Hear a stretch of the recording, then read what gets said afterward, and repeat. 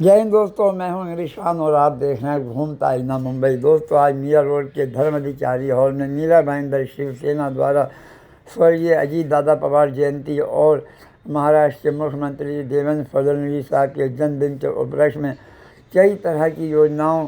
का ऐलान किया गया है, जिसमें कि हमारे प्रदेश के परिवहन मंत्री प्रताप सरनाईक साहब ने सबको संबोधित करते हुए बताया कि अब किस तरह से हमारे महाराष्ट्र की सरकार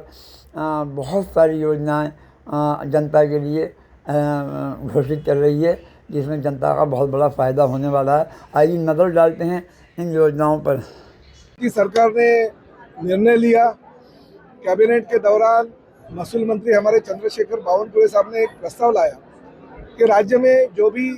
महसूल खाते की जो शासकीय जमीन है उसके ऊपर जो अतिक्रमण हुआ है बहुत सालों से, वो अतिक्रमण नियमित करने का निर्णय लिया। 500 फुट से लेकर 1500 फुट तक का जिसका भी जमीन पे वो कब्जा होगा और उसका मकान होगा 500 फुट तक मुफ्त में किया जाएगा, और 500 फुट के ऊपर जो भी उसकी अगर घर होगा या उसका अगर निवास होगा तो वो रेडी रेकनर दर से 10% उसका पैसा लिया जाएगा और वो नियमानुसार कर दिया जाएगा।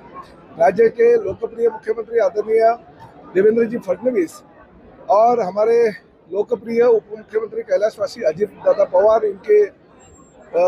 कार्यकाल में ऐसी घटनाएं जो घटी थी उसको देखते हुए हमने ये निर्णय ले लिया कि ये शिविर हम जगह जगह पे 288 विधानसभा मतदार संघ में करेंगे और लोगों को उसका लाभ दिलाएंगे। अन्य जो माहिती सरकार के कार्यकाल में अच्छा काम हुआ उसमें तो अलग अलग सर्टिफिकेट तो यहाँ पे मिलेगी, मगर जो गरीब जनता है जो पिछले कई सालों से शासकीय जमीन पे रह रही है मगर अभी तक वो अनधिकृत थी, वो अभी अधिकृत हो जाएंगे। 31 दिसंबर तक उन्होंने अगर फॉर्म भरा तो उसको अधिकृत किया जाएगा और राज्य शासन का यह निर्णय है, इसलिए राज्य शासन को यह निर्णय को देखते हुए गौर गरीब जनता का इसका बहुत बड़े पैमाने पे फायदा हो जाएगा। मैंने ये भी कहा है क्योंकि मीरा भाईंदर में बहुत बड़े पैमाने पे भू माफिया है। वो भू माफिया कोई बड़े लेवल पे है, बकासुर जैसे फैलते हैं, तो कोई छोटे लेवल पे है। हमने एग्जाम्पल दिया था कि हमारे जो गाँवठान और खासकर हमारे बीएसयूपी की जो योजना है प्रभाग क्रमांक 14 में, उसमें जो गौर गरीब जनता पिछले कई सालों से रह रही है, 20-20 साल से, उनको अभी तक घर नहीं मिला, मगर कुछ नेताओं के घर में एक नहीं बल्कि 6-6 घर आए हैं। तो ऐसी घटनाएं वापस नहीं होनी चाहिए, जनता को ही उसका लाभ होना चाहिए। पिछले कई सालों से ये जनता बेचारी पीड़ित है, तो इनको राज्य शासन के माध्यम से अगर अभी अच्छा काम हमारे माध्यम से हमने किया और उनको उसका लाभ होना चाहिए, तो गरीब जनता का लाभ ये भू माफिया नहीं उठाने चाहिए। अगर इनको कोई भी मदद करेगा तो उनको मैं छोड़ूंगा नहीं, सबको जेल में डालूंगा, ऐसा मैंने कहा है। तो अधिकारी वर्ग को भी मेरा ये कहना है, गरीब जनता को राज्य शासन के इस निर्णय का फायदा होना चाहिए। महाराष्ट्र शासन इनकी तरफ से 25 मार्च 2026 को अभी एक शासन निर्णय जारी किया गया है। इसमें जो गवर्नमेंट लैंड अपन बोलते कि जो उसमें जो जितने सारे अतिक्रमण है, जो अतिक्रमण 1 जनवरी 2011 के है और उसके पहले के अतिक्रमण है, और जो अतिक्रमण सिर्फ रेसिडेंशियल निवासी पर्पज है, वही अतिक्रमण रेगुलराइज करने का अभी शासन ने अभी निर्णय किया है, महाराष्ट्र शासन ने। इसके तहत अभी मैंने जैसे बताया कि 1 जनवरी 2011 के पहले के जो सिर्फ रेसिडेंशियल अतिक्रमण है, लोगों की इंक्रोचमेंट है, और जो अभी भी वहाँ पे इंक्रोच कर रेसिडेंशियल पर्पज उसका यूज कर रहे हैं, उनके लिए